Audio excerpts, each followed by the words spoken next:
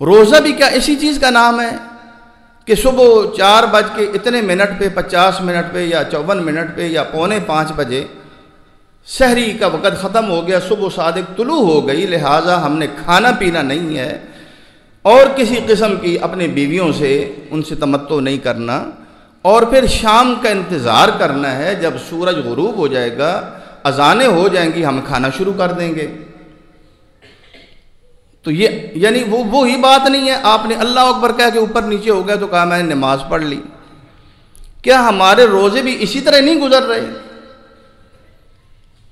کیوں میرے بھائیوں، میں آپ سے مخاطب ہوں، آپ کے سامنے کھڑا ہوں، کیا ہمارا رمضان ایسے ہی نہیں گزرتا کہ صبح کھانا پینا چھوڑ دیا اور شام کو کھانا پینا شروع کر دیا اور یہ روزہ ہو گیا؟ تو میرے بھائیوں، یہ روزہ نہیں ہے۔ روزہ ایک ایسی عبادت ہے جو اپنے اندر بے بہا عبادات کو سمیٹے ہوئے ہے اور بے شمار قباحتوں کو ان سے بچنا ضروری ہے۔ نمازوں کی پابندی جو ہر صورت اس میں کوئی گنجائش نہیں، تو ایک روزے دار انسان وہ نماز کیسے چھوڑے گا؟ وہ نماز میں کیسے سستی کرے گا؟ جس کو یہ بھی پتہ ہے کہ رمضان کے مہینے میں انسان جو بھی عمل کرتا ہے وہ فرضی عمل ہو فرض کا اجر و ثواب بڑھ جاتا ہے، نفلی عمل ہو نفل کا اجر و ثواب بڑھ جاتا ہے۔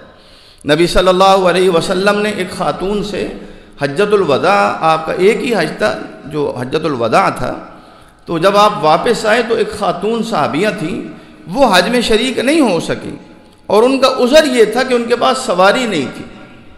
وہ کیسے جاتی سینکڑوں میل سفر طے کر کے؟ تو انہوں نے کہا کہ میرے پاس سواری نہیں تھی، اس لیے میں حج سے رہ گئی ہوں، حج تو میں کرنا چاہتی تھی اور آپ کے ساتھ حج۔ تو آپ نے فرمایا رمضان میں عمرہ کر لینا، رمضان میں عمرہ کر لینا، رمضان میں جو عمرہ کرو گی وہ میرے ساتھ حج کرنے کے برابر ہوگا اجر و ثواب میں،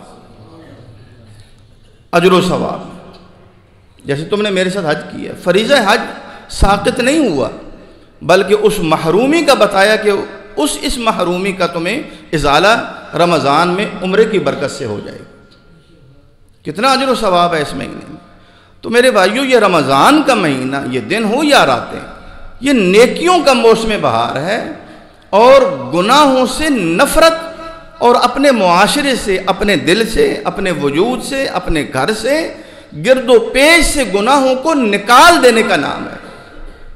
جو شیاطین نے ایک ایک کر کے آپ کے اندر اور میرے اندر گناہوں کی محبتیں بھر دی تھیں اور ہمیں ہمارے اخلاق، ہمارے عادات بگاڑ دی تھیں، اللہ نے ان بدبختوں کو جکڑا ہوا ہے اور ماحول ایسا بنا دیا اللہ نے روزوں کی برکت سے کہ زیادہ سے زیادہ نیکیوں کو اجاگر کرو۔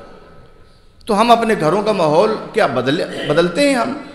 ہمارے گھروں کا ماحول بدلتا ہے، اسلامی رنگ اختیار کرتا ہے، قباحتیں نکلتی ہیں، یہ بھی برائی ہے، یہ بھی نکل جائے، یہ بھی نکل جائے، یہ بھی نکل جائے، اور آئندہ کبھی زندگی میں ہمارے گھر میں یہ چیز نہ آئے۔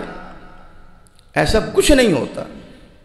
تو لہٰذا یہ ایک ایسی لایانی پریکٹس بن جاتی ہے کہ نبی صلی اللہ علیہ وسلم نے فرمایا کہ کتنے ہی ایسے روزے دار ہیں وہ واقعی روزہ رکھتے ہیں لیکن بھوکا اور پیاسا رہ نہیں ان کا نام روزہ ہے، اس کے علاوہ اور کوئی نہیں ہے۔ اور صحابہ نے اس کی وضاحت یہ کی، حضرت علی کرم اللہ وجہ کہتے ہیں روزہ یہ نہیں ہے کہ تم نے کھانا پینا چھوڑ دیا، روزہ یہ ہے کہ تم نے جھوٹ بولنا چھوڑ دیا، تم نے ظلم کرنا چھوڑ دیا، تم نے دھوکہ دینا چھوڑ دیا، تم نے ہر طرح کی بددیانتی چھوڑ دی، یہ روزہ ہے۔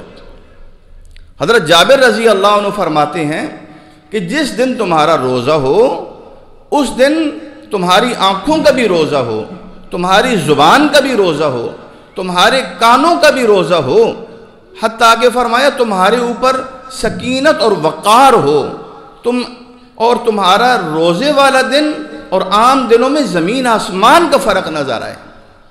تو اگر ہم سارے کے سارے مسلمان ہم اس سبق کو ذہن نشین کر لیں تو بتائیں ہمارے معاشرے میں واضح طور پہ نظر نہیں آئے گا کہ کہ رمضان کا مہینہ مسلمان گزار رہے ہیں۔